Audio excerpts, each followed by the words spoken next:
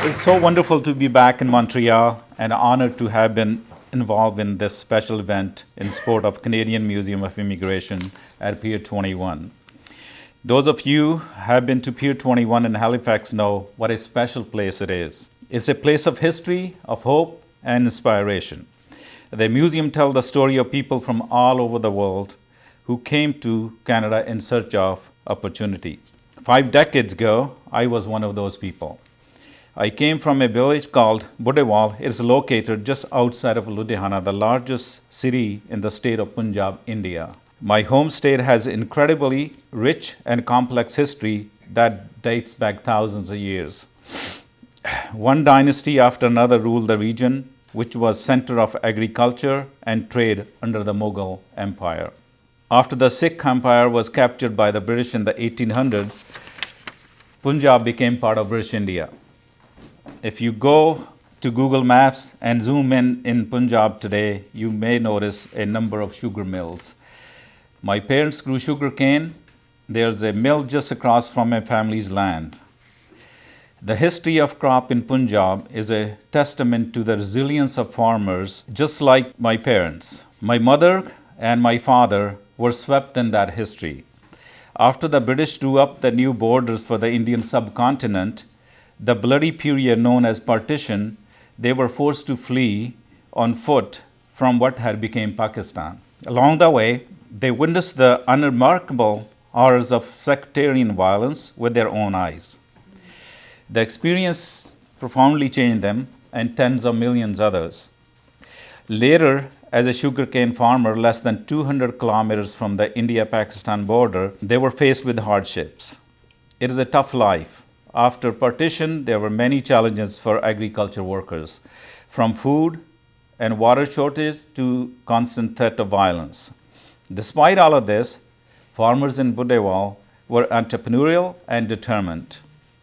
My parents were prepared to do whatever it took to ensure better life for me and my older brother, Charlie, or Gurchan.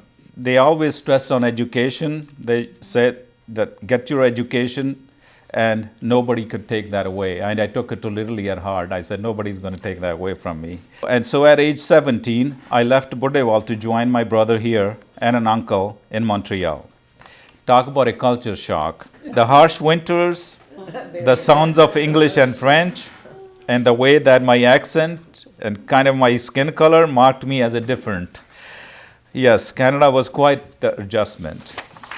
And yet I was resolved to find my place. I arrived with just a few dollars in my pocket, which meant I had to find a part-time work while I completed my secondary school, ESL classes, and CEGEP. Later, as a taxi driver at age 20, I got a crash course in my new city and met all kind of people. One of the most memorable was a bank robber who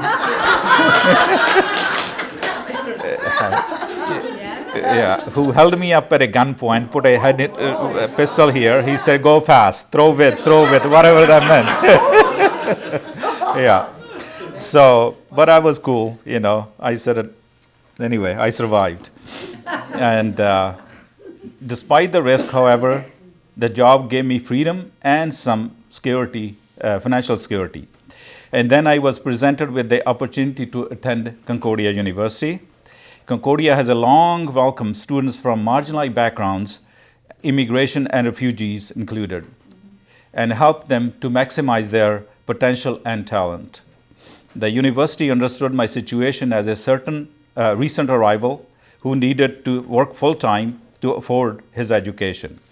The environment was remarkable, flexible, and I was able to graduate my bachelor degree in commerce in 1983. This degree changed the course of my life and truly got me started on my path as a successful entrepreneur. And although we lived in the United States for some time, my wife Pat, 3 sons, Jesse, Emma, and Sean, and I feel a sense of, I named them purposely easy names, not the Indian names, so sorry. And I know how my name was made fun of, so I said, I'm not going to do that to you. And I feel a sense of loyalty and gratitude to Canada and Concordia as well. This is why we endowed a scholarship fund for MBA students at Concordia's John Molson School of Business in 2016. So, my life was transformed by a degree and the progress I made as an immigrant here in Montreal. I take pride in my ability to pay that forward for others. Many Indian immigrants to Canada and their descendants feel the same way. As a community, we have marked the history of this country. The first group of immigrants from India landed in Canada soon after country was formed.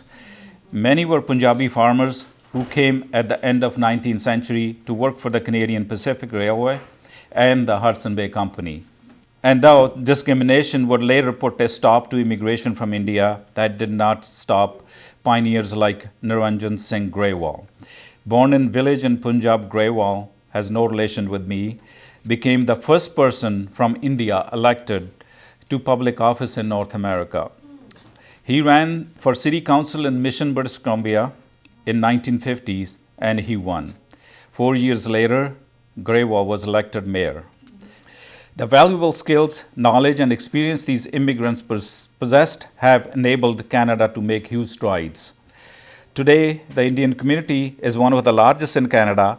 There are more than 1.6 million of Indian origin across the country.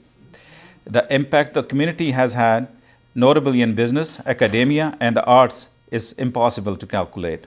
And so, the history of immigration from India to Canada is a story of persistent and hard work, sown in the streets of cities of like Mumbai and soil of villages like Budewal, where the sugarcane my parents harvested helped pay way to Montreal so many decades ago. It is a universal human story that we would do well to remember when we as a society consider who to include and who to exclude and why. From my home, the United States to United Kingdom, France, and Canada, immigration has been more hotly debated. It is a complex topic to be true, but a lot of current debate clouds a basic fact: immigration generates huge benefits. Immigrants tend to be more entrepreneurial and less risk adverse than native citizens. Don't shoot me, please. And are more likely to start their own businesses. This can create jobs and boost economic growth. The most recent available data from Statistics Canada backs this up.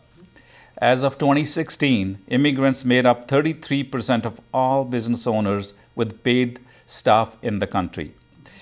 This generated important local jobs in all sectors, from professional services and healthcare and retail stores.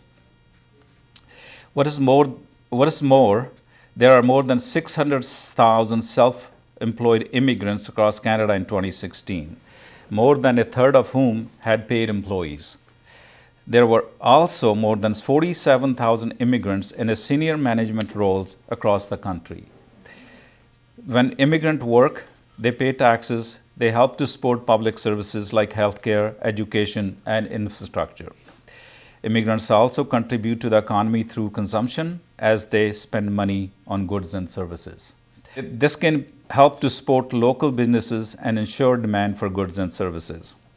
And as we saw, with the kind of immigrants who were incentivized to come to Canada in the late 80s, immigrants offer valuable skills and expertise, especially in the STEM field.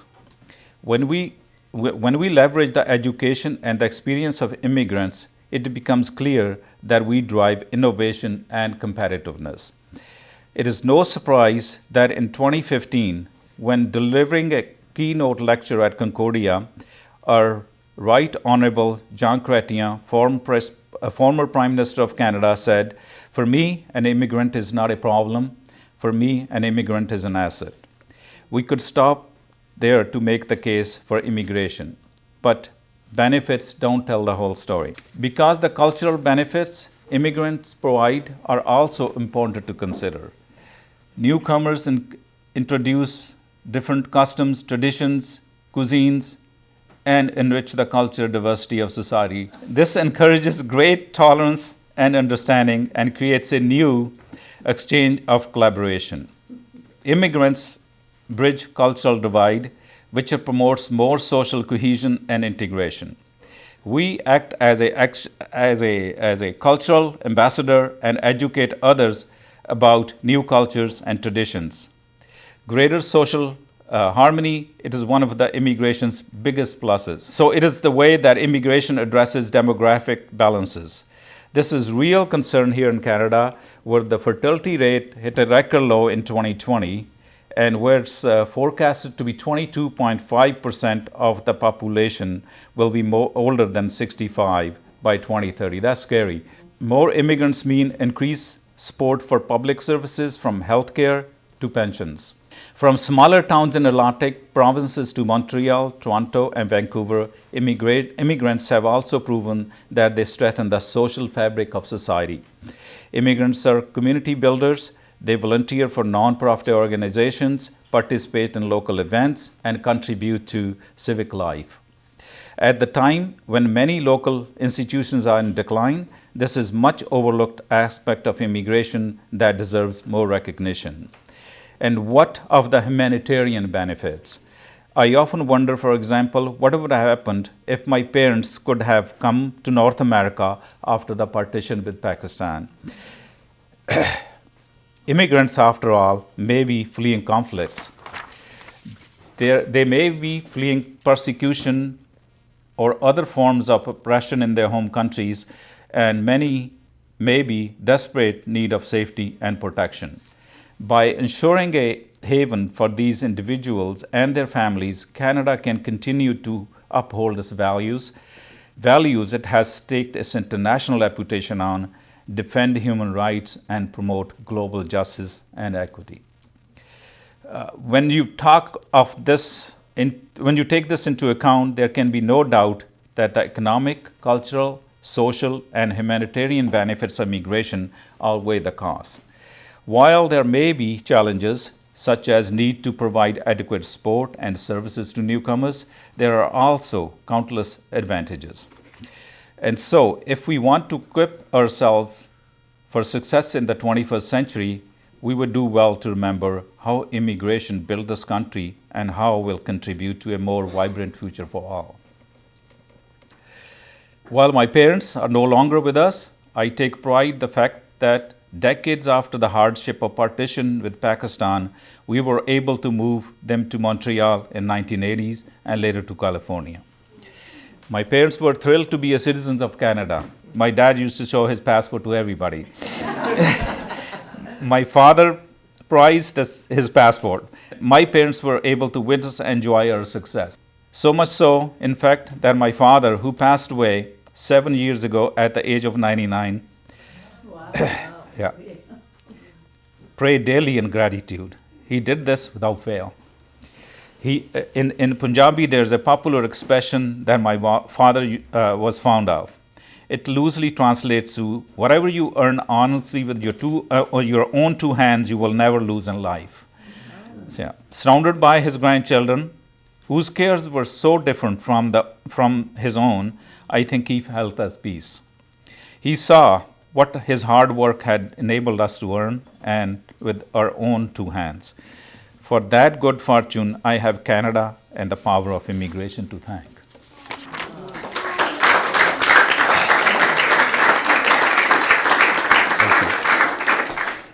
Like Pier 21 was close to 1 million immigrants who landed in Halifax from 1928 to 1971, this country and my education was a gateway to a new life. And indeed, education helped make my second act a success. The Canadian Museum of Immigration reminds us that no matter where we come from, we all deserve the opportunity to thrive. It reminds us that diversity is a strength and that we are all enriched when we choose to embrace our differences. Pier 21 tells the courage of those who came before us, of those who faced tremendous odds and overcame them with grace. It reminds us that we have it within us to do the same. So let us take a moment to reflect on the importance of this remarkable institution, let us celebrate our differences with compassion. Let us never forget the lessons of hope and inspiration that generation of immigrants have taught us. Thank you. Merci beaucoup. Passez un bonne soirée. I know a little French.